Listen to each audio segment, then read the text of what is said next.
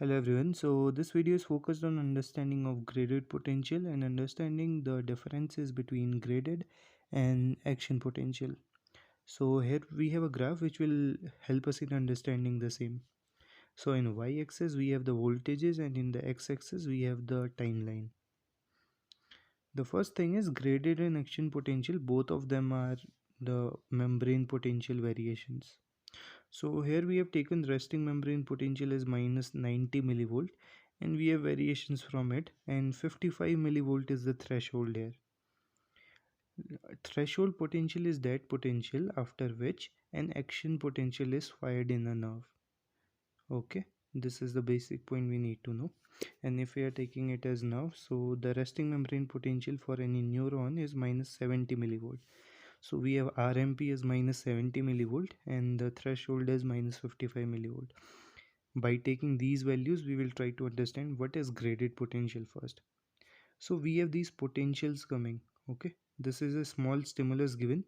Due to this small stimulus, it may be a physical stimulus, a chemical stimulus, or sometimes many processes inside the cell makes this small stimulus spontaneous. So this small stimulus will cause spontaneous depolarization of the membrane, a small depolarization deflection, you see. If we give a little bigger stimulus, it will lead to a larger depolarization. Okay, and even a larger stimulus will cause more bigger depolarization. But these three of the depolarization are still not reaching minus 55 millivolt, means the threshold potential. Means these potential are not going to cause any action potential. But do they have some value? These actually are graded potential. How so? An action potential is characterized by all or none phenomena. Means there will be either maximal electrical response or there will be no response. This is a characteristic of action potential. But in case of graded potential, we have a different phenomena. That is graded response. This graded response means the membrane potential varies with the stimulus given. Means when a small stimulus is given, a small response, a larger stimulus, a larger response, a longer duration of stimulus, a longer duration of response. So these are two things: stimulus strength and stimulus duration. Both of them leads to variation in the depolarization. Okay, one more thing, if a more stronger stimulus is given and the depolarization wave crosses the threshold potential of minus 55 millivolt in a neuron, it will cause firing of the action potential. Okay, after this, as the potential reaches minus 55, lot of sodium channels are going to open, and the voltage gated sodium channel opening will lead to firing of an action potential in this. This was the first point of difference in graded potential understanding as well as difference with the action potential.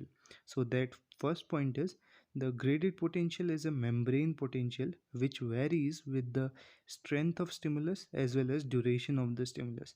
Whereas when we talk about an action potential, it is a all or none phenomena. Talking about another point, these graded potential can either be depolarizing or they can be hyperpolarizing. Unlike action potential, which is always depolarizing because of lot of positive ion coming inside, it leads to depolarization.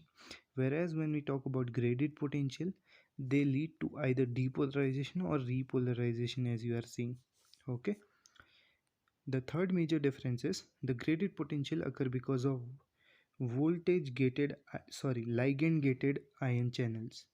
Whereas when we talk about action potential, it occurs because of voltage gated ion channels. So because of these depolarization, okay, if it triggers the threshold potential, it will lead to an excitatory post synaptic potential. Means these graded potential can lead to EPSP if they cross the threshold, or they can lead to IPSP if they cross the threshold in the hyperpolarizing phase. Inhibitory postsynaptic potential or excitatory postsynaptic potential, both are because of graded potential only. Okay, another point of difference is that There can be variable signals, means either there can be small depolarization coming out of graded potential, we already discussed this, or a larger depolarization, or a depolarization that is triggering an action potential.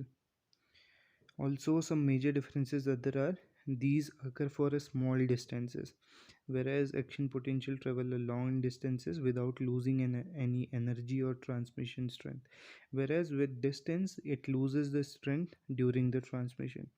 Now, one major property of these graded potential we need to remember is summation. What actually is summation is, we have this stimulus, okay? Consider this one, okay? This is longer duration stimulus. So summation is property of adding up of these potential. So if this is the duration of the stimulus and another stimulus is given during this timeline, then these two stimulus will add up. This phenomena is known as summation, and the summation phenomena is seen only in graded potential and not in action potential. And also in graded potential, it is seen when another stimuli is given within the time range of the first stimuli so that they both can add up. This is summation.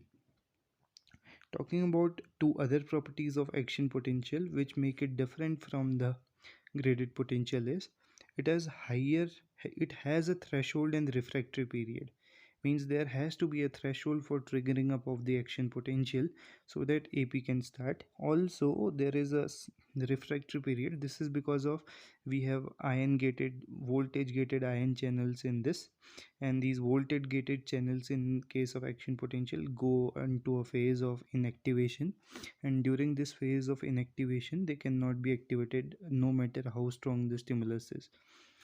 This is the reason for refractory period, and there has to be some action following an action potential. So following an action potential there has to be some action, muscle contraction say, or some other actions occurring, okay, transmission of the nerve impulse. But graded potential not always have an action after they occur. Some example of graded potential you may remember is a synaptic potential, receptor potential, slow wave potential, and pacemaker potential. So these were some differences. Let's revise them first. So the first difference is the graded potential being graded, and grading is in term of stimulus and as well as duration, whereas AP is all or none phenomena. They can, graded potential can be depolarizing or hyperpolarizing, but AP are always depolarizing. Graded potential can have variable signal ranging from small depolarization, large depolarization, or depolarization triggering an AP, whereas there has to be a always depolarization occurring, and that depolarization occurs after a threshold potential in case of AP. There are ligand gated ion channels involved in case of uh, graded potential, whereas voltage gated ion channels are involved in action potential. Graded potential travel for small distances, action potential can travel for large distances. It loses strength and during the transmission, whereas action potential does not lose any strength. And major difference is a graded potential can be summated, whereas two action potential can never be summated. Also, action potential have a threshold and refractory period, which is not seen in case of graded potential, and there is always some action following action potential. Okay, these were bits about graded potential. Hope you liked it. Thanks for watching.